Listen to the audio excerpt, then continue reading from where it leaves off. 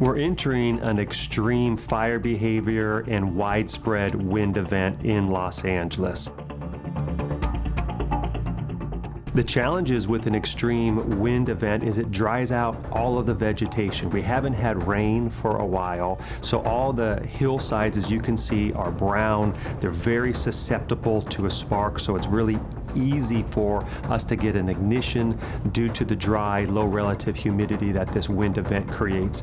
And additionally, if a wildfire breaks out, it spreads the wildfire into explosive fire behavior, especially if that wind and topography line up. It's kind of like if you have a fireplace and you have kindling and you're trying to create a fire. Well, you blow on it off and you could see the increase of that flame. Well, it's the same thing, but at a much larger scale. When you have wind blowing on our hillsides and you have a fire start, it's going to push into extreme fire behavior. The flames will move very fast and it will spot well in front of the flame front up to a couple miles.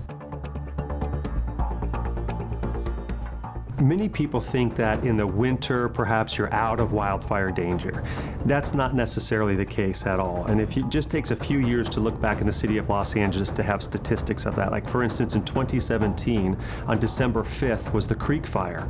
It was devastating, 123 structures destroyed. December 6th of that year is when the Skirball Fire took off and you had 6 homes that were destroyed. So certainly in these winter months, we are still a high and ripe for significant wildfires, particularly when we're entering these extreme wind events.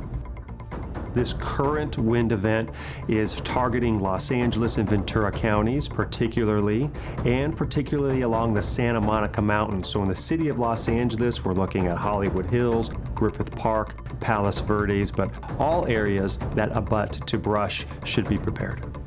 The public can expect to see toppling trees from the wind. They could expect to have wires that are down, so you have power outages. And always remember, if a wire is found on the ground, anticipate that it's energized and potentially lethal. When you get the power outages, you might come up to a street light that is out. So consider all of those as a 4-way stop.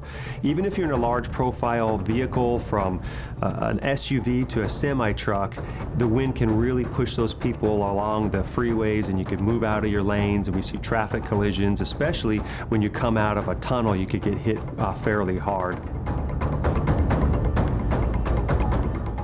If somebody sees smoke and it looks like it's a wildfire, simply call 911. And it's important to ensure that you know your location. That's the first question that our 911 dispatchers are going to ask you, because if we don't know exactly where you are, we can't send you the proper resources to help you. So when you're notified of an evacuation in your area, you should absolutely heed that warning and order. It's also important to remember that you don't have to wait until you're told to leave. You can proactively enact that go part of ready, set, go and leave that area, which then allows emergency responders more access to come in and to protect and save your home. If the public has additional questions or concerns, they could simply go to lafd.org/wildfire.